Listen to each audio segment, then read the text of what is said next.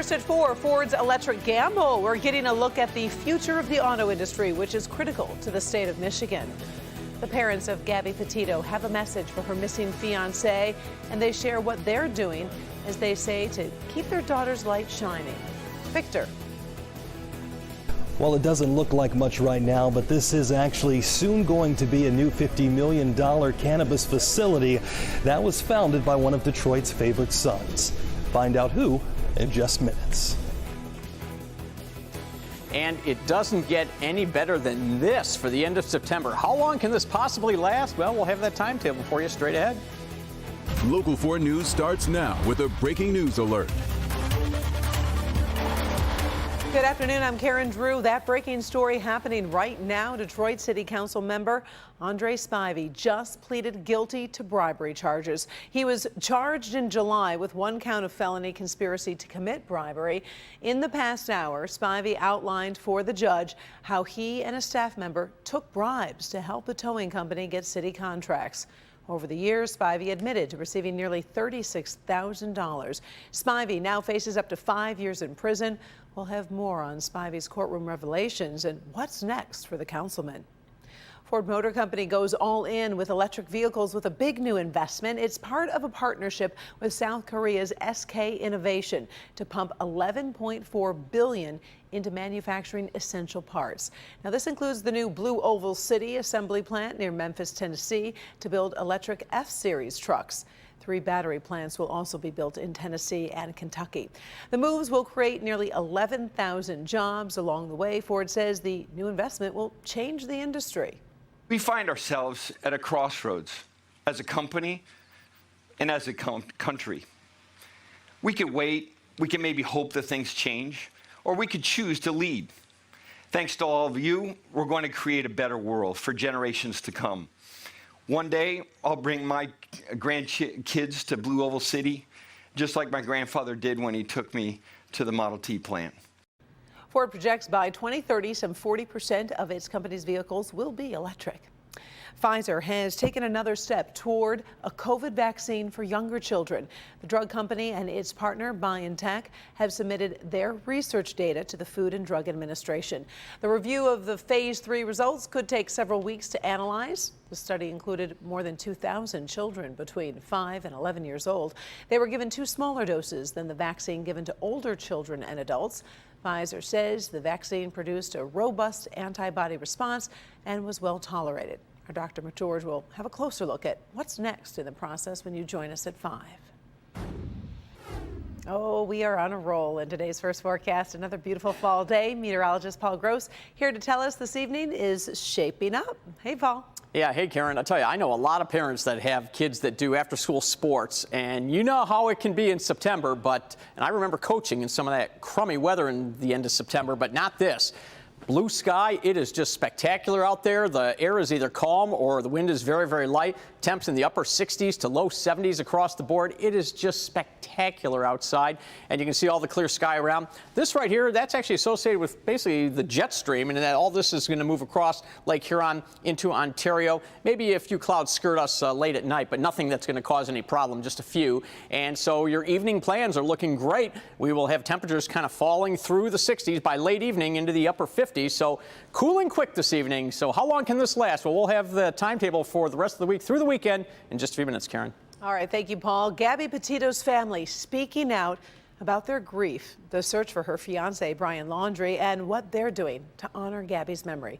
They held a news conference just a few hours ago. Kimberly Gill joins us now with some of their comments. Kim? Karen, this is the first time Petito's family has spoken out since a memorial was held over the weekend. The family made it clear they trust the FBI to find justice for their daughter, but their attorney also spelled out who they do not trust. Listen. The Laundries did not help us find Gabby. They're sure is not going to help us find Brian. For Brian, we're asking you to turn yourself in to the FBI or the nearest law enforcement agency. Laundrie was last seen in Florida 2 weeks ago. He's being called a person of interest in Petito's disappearance during a cross-country trip. Her body was found last week in Wyoming. Her parents and step-parents announced they'll start a foundation named for Gabby to help the search for other missing people in any way possible. Her stepfather says they're feeling a variety of emotions, including anger. Here's how they cope. You stop, you take a breath. Remember Gabby and all the great times we had with her, and all the good memories, and all the good things we want to do in her name in the future. And that's what picks you up. That's what carries you through, and hopefully will keep us going from here on out. All of Gabby's parents showed off new tattoos on their arms that they got to honor their daughter. Some of the images designed by Gabby herself. Others saying, "Let it be" and "Believe." Petito's father also called on the media and the public to do more to help find other missing people, saying it's not just Gabby that deserves the kind of support we've seen across the country. Karen, we'll keep you posted on the search for Brian Laundrie, and for now, we'll send it back to you. All right. Thank you, Kim. America's top military officers face some tough questions about the U.S. withdrawal from Afghanistan. General Mark Milley was in the line of fire. He told the Senate Armed Services Committee it was his personal opinion the U.S. should have kept at least 2,500 soldiers in Afghanistan to guard against the collapse of President Biden. Milley explained why he didn't resign after the widely criticized withdrawal. The president doesn't have to agree with that advice. He doesn't have to make those decisions just because we're generals. And it would be an incredible act of political defiance for a commissioned officer to just resign because my advice is not taken. This country doesn't want generals figuring out what orders we are going to accept and do or not. That's not our job. The general also defended calls he made to China toward the end of the Trump administration. He testified he was responding to intelligence that China was reportedly worried about a potential U.S. attack. And he says those calls were fully coordinated with defense secretaries and national security agencies. It hasn't happened during the COVID crisis, but Congress is once again playing a high-stakes game of chicken. So far, neither side is blinking in the showdown over a looming shutdown. Senate Republicans have killed a bill to fund the government and raise the country's debt limit. The government runs out of money Thursday. Republican Minority Leader Senator Mitch McConnell proposed a vote on the government funding alone without increasing the debt limit. Democrats objected.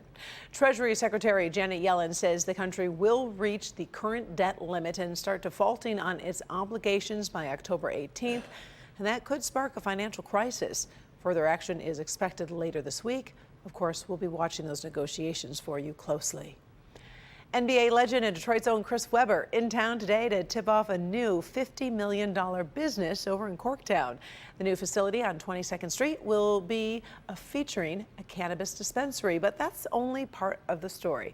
Victor Williams shows us how this investment could help other local businesses bloom in a growing industry.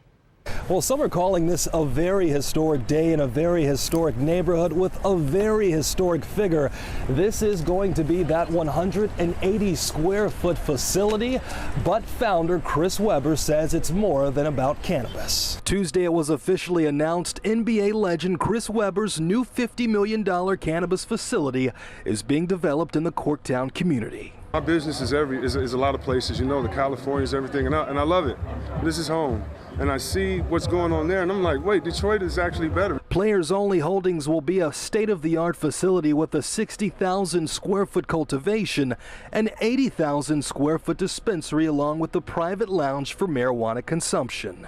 We understand what it does, what the plant can do for the body, and so hopefully we're part of making sure that children understand that it's not for them. It'll be a training facility that will educate those who want to go into the cannabis field free of charge. Cookies University, what we have there is an intensive 3-month program where you can learn from seed to sale. Lavetta Willis is the co-founder for the facility.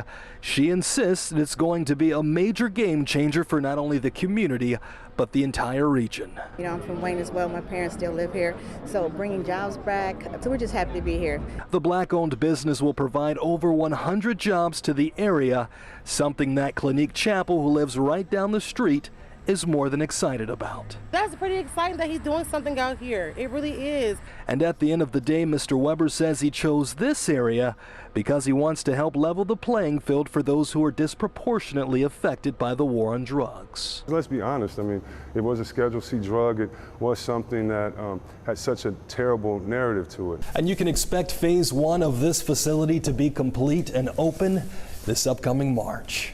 Victor Williams, Local 4.